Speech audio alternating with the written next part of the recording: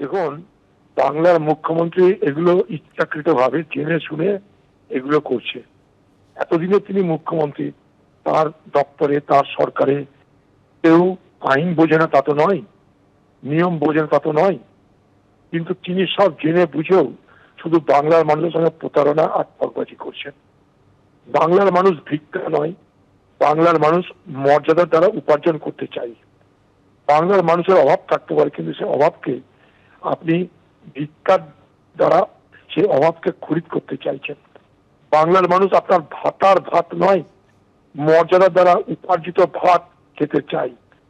তাই যে প্রক্রিয়া শুরু করার আগেই আপনি জানেন যে প্রক্রিয়া বেআইনি প্রক্রিয়া, সেইটাই আপনি চালু করার মধ্য দিয়ে বাংলা সেই সমস্ত অভাবী হতাশাগ্রস্ত বেকার যুবকদের স্বপ্ন দেখাচ্ছেন, যে স্বপ্ন অচিরেই ধ্বংস হয়ে যাচ্ছে।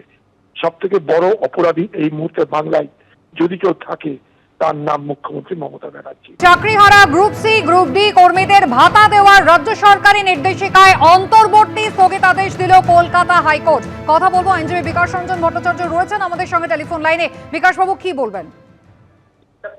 দেখুন, এটা খুব যাওয়াই স্বাভাবিক ছিল। যেভাবে রাজ্য সরকার ভাতার কথা বলেছেন, সেটা সুপ্রিম কোর্টের নির্দেশকে অমান্য করা এবং আর্টিকেল 14-কে অমান্য করা।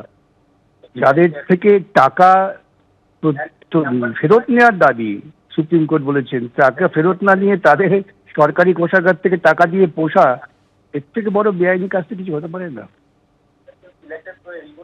বিকাশ বাবু, সেক্ষেত্রে জানতে চাইবো যে আদালতের পরবর্তী নির্দেশ কি, মানে 26 তারিখ পর্যন্ত এই অন্তর্বর্তী স্থগিতাদেশ থাকবে, এর পরবর্তী আইনি ধাপ কি রয়েছে? 26 তারিখ আবার শুনানি হবে। রাজ্য সরকারকে অ্যাফিডেভিট দেওয়ার সুযোগ দিয়েছেন, তা না হয় রাজ্য সরকার বলতো যে আমাদের অ্যাফিডেভিট দিতে দেয়নি ইত্যাদি ইত্যাদি। রাজ্য সরকার অ্যাফিডেভিটে তার যুক্তি দেবেন কেন করেছেন। তাহলে আগের দিন 9 জুন যেখানে শুনানি শেষ হয়েছিল, অর্থাৎ কলকাতা হাইকোর্ট যেভাবে জানতে চেয়েছিল যে কি কারণে এদেরকে ঘরে বসে জনগণের টাকায় ভাতা দেওয়া হবে, আজকে সেটাকেই কলকাতা হাইকোর্টের বিচারপতি মান্যতা দিলেন। অর্থাৎ গ্রুপ সি গ্রুপ ডি চাকরিহারা কর্মচারীরা তারা কোনো ভাতা পাচ্ছেন না রাজ্য সরকারের থেকে। বটেই তো, ভাতা দেওয়া যায়নি কি? যেখান থেকে তাদের দ্বারা দুর্নীতিমূলক প্রক্রিয়ায় তাদের নিয়োগ হয়েছে, সুপ্রিম কোর্ট হাইকোর্ট বলেছে তাদের থেকে টাকা ফেরত নাও, সেখানে দাঁড়িয়ে তারা উল্টো পথে তাদের টাকা দিচ্ছেন।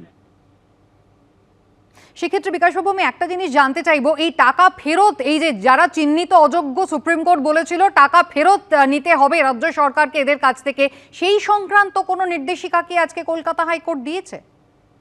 না, সেটা তো বিচার্য বিষয় ছিল না। হাইকোর্টকে তো বিচার্য বিষয়ের প্রেক্ষিতেই রায় দিতে হয়। বিকাশবাবু, অনেক ধন্যবাদ কথা বলার জন্য। চাকরিহারা গ্রুপ সি গ্রুপ ডি কর্মীদের ভাতা দেওয়ার নির্দেশিকায় অন্তর্বর্তী স্থগিতাদেশ দিল কলকাতা হাইকোর্ট। গ্রুপ সি কর্মীদের মাসিক 25,000, গ্রুপ ডি কর্মীদের মাসিক 20,000 টাকা ভাতা দেওয়ার যে নির্দেশিকা রাজ্য সরকার দিয়েছিল, আপাতত আগামী 26শে সেপ্টেম্বর পর্যন্ত তার উপরে অন্তর্বর্তী স্থগিতাদেশ জারি করল কলকাতা হাইকোর্ট।